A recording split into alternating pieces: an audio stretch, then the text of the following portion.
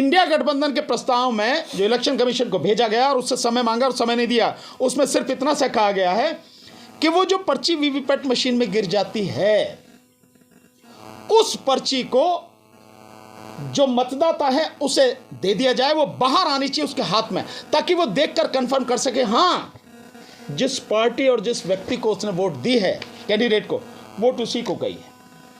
और वो पर्ची वो लेके एक बैलेट बॉक्स लगा हो, उस बैलेट बॉक्स में डाल दी जाए और उनकी गिनती हो। इससे ज्यादा वहां तक भी है कि ये देखिए, एक रिपोर्ट मेरे हाथ में है, ये देखिए, ये रिपोर्ट है 2021 की, डेट इस पर लिखी है 8 अप्रैल 2021, और ये रिपोर्ट है सिटीजन कमीशन ऑन इलेक्शन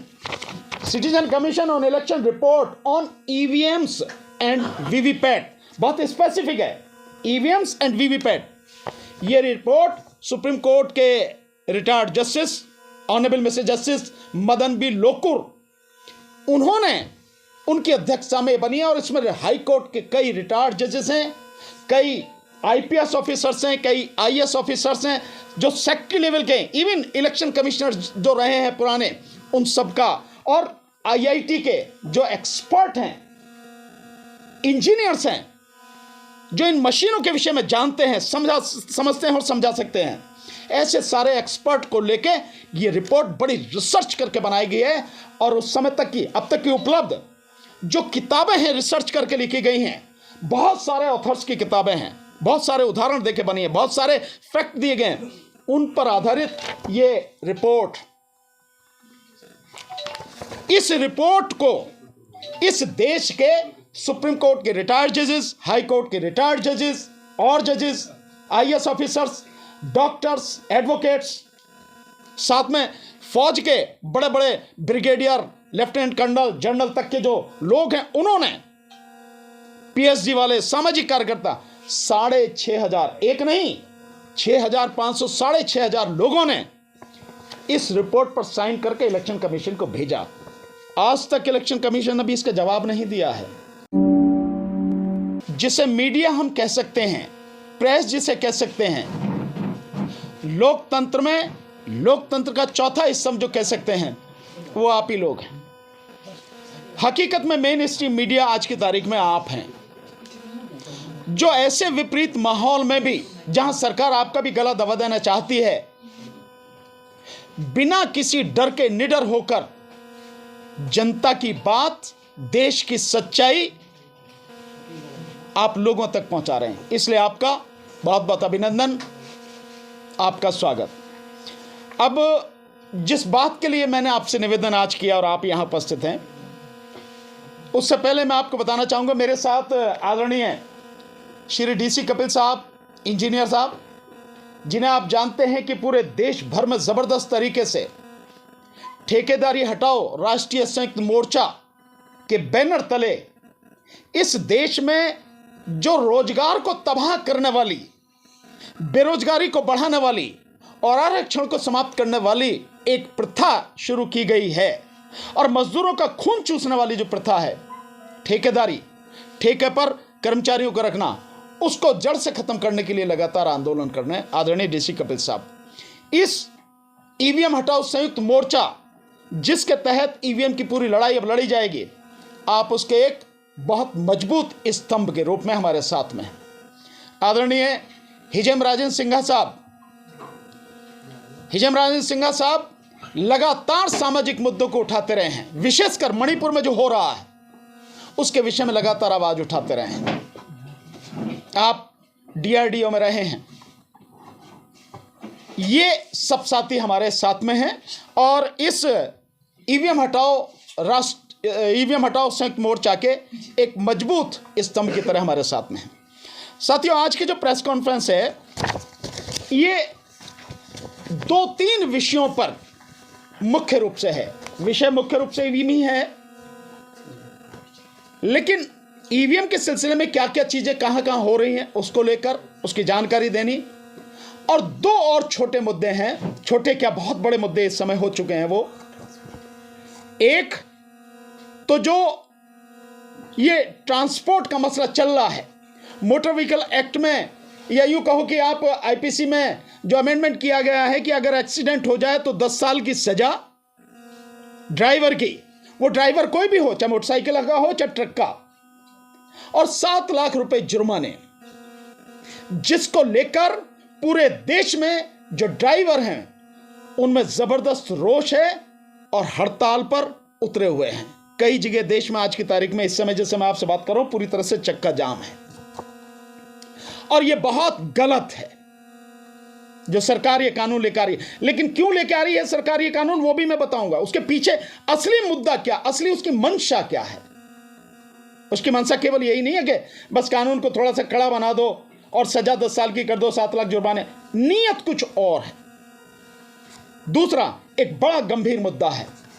इस देश में जैसा कहा जाता है, बहन बेटियों की इज्जत आबरू महफूज नहीं है, और बेटी बचाओ बेटी पढ़ाओ का नारा देने वाली जो पार्टी है, उसी पार्टी के लोग गन पॉइंट पर बहन बेटियों की इज्जत आबरू को लूट रहे हैं। मैं जिक्र कर रहा हूं जो बनारस में काशी विद्यापीठ में, यानी काशी विश्वविद्यालय में, बनारस यूनिवर्सिटी में जो आईआईटी के एक छात्रा है, गन पॉइंट पर भारतीय जनता पार्टी यानी बीजेपी के 3 आईटी सेल के जो लोग हैं, लड़के हैं, उन्होंने जिस तरह से गन पॉइंट पर उस लड़की की इज्जत लूटी है। यानी जो पार्टी बेटी बचाओ बेटी पढ़ाओ का नारा देती है, प्रधानमंत्री क्यों चुप है? उसके मुंह में क्यों दही जमी हुई है? गृह मंत्री क्यों चुप है? पार्टी कहती क्यों नहीं? ऐसे अपराधियों को सूली पे क्यों नहीं टांग दिया जाता?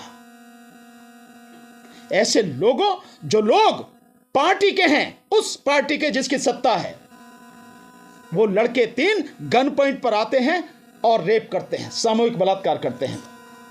इस मुद्दे पर तो मैं चलता हूं सबसे पहले ईवीएम का मसला। देखिए, 2 चीजें, एक, इस देश की जो इंडिया गठबंधन के नाम से 28 पॉलिटिकल पार्टीज हैं,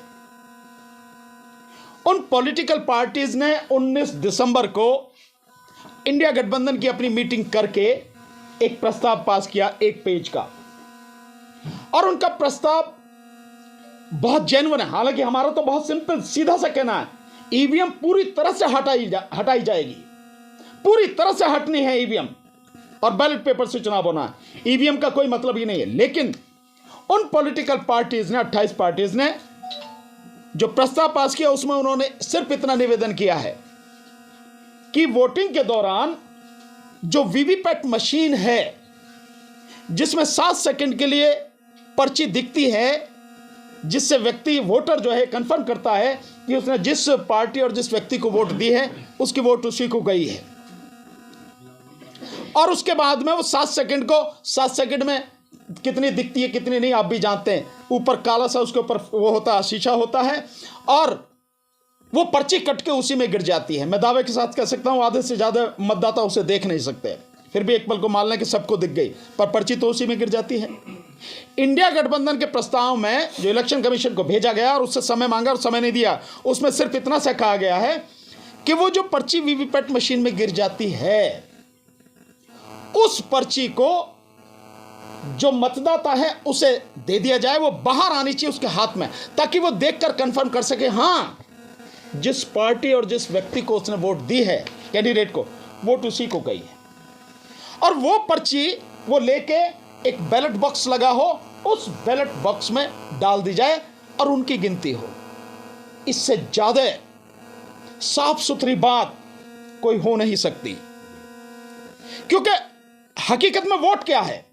वोट वो नहीं है जो ईवीएम, जो वो मशीन है आपकी, कंट्रोलिंग यूनिट, जिसकी गिनती होती है, जिसमें हमें वोट जाते हुए दिखती नहीं, जिसकी कोई कंफर्मेशन नहीं कि वाकई में उसमें वोट गई है, किस व्यक्ति किस पार्टी को गई है, हमें कुछ नहीं पता, किसी भी मतदाता को नहीं पता। लेकिन जिसमें थोड़ा बहुत दिख रही है कहां यह है, तो वो पर्ची हाथ में मिल जाए और वो बैलेट बॉक्स में डल जाए। वोट तो वही है ना, वोट की गिनती होनी है ना, तो वोट वो है, उसकी गिनती कराई जाए, इसमें कोई भी नाजायज मांग नहीं है। लेकिन इलेक्शन कमीशन की हठ धर्मिता और मोदी सरकार की तरह या प्रधानमंत्री मोदी की तरह उसकी तानाशाही, जो इस देश की जनता को बर्दाश्त नहीं है किसी भी सूरत में, वो तानाशाही ये कहती है कि मैं मिलने का समय में नहीं दूंगा। इलेक्शन कमीशन ने मिलने का समय नहीं दिया है, और इलेक्शन कमीशन ने केवल उन विपक्षी पार्टियां जो सम्मानित पार्टियां हैं, और इलेक्शन कमीशन क्योंकि जनता का नौकर है,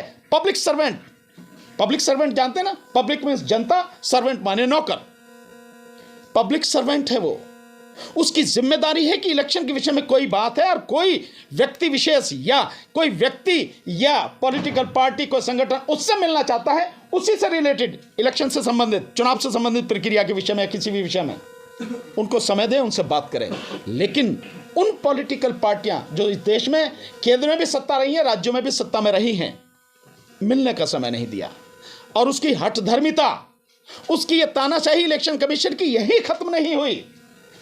उसकी तानाशाही वहां तक भी है कि ये देखिए, एक रिपोर्ट मेरे हाथ में है, ये देखिए, ये रिपोर्ट है 2021 की, डेट इस पर लिखी है 8 अप्रैल 2021, और ये रिपोर्ट है citizen commission on election report on EVMs and VVPAT. बहुत स्पेसिफिक है, ईवीएम्स एंड वीवीपैट।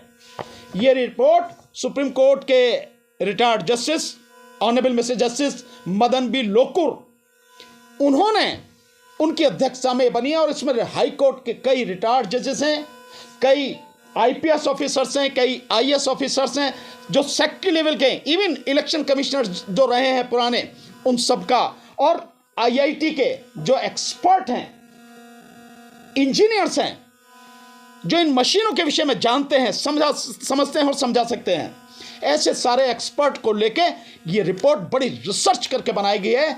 और उस समय तक की, अब तक की उपलब्ध जो किताबें हैं, रिसर्च करके लिखी गई हैं, बहुत सारे ऑथर्स की किताबें हैं, बहुत सारे उदाहरण देके बनी है, बहुत सारे फैक्ट दिए गए हैं, उन पर आधारित ये रिपोर्ट।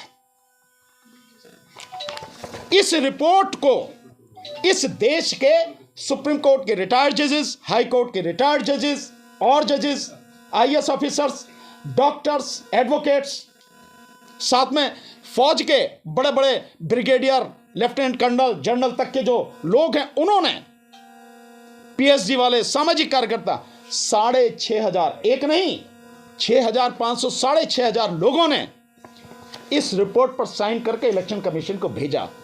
आज तक इलेक्शन कमीशन ने भी इसका जवाब नहीं दिया है।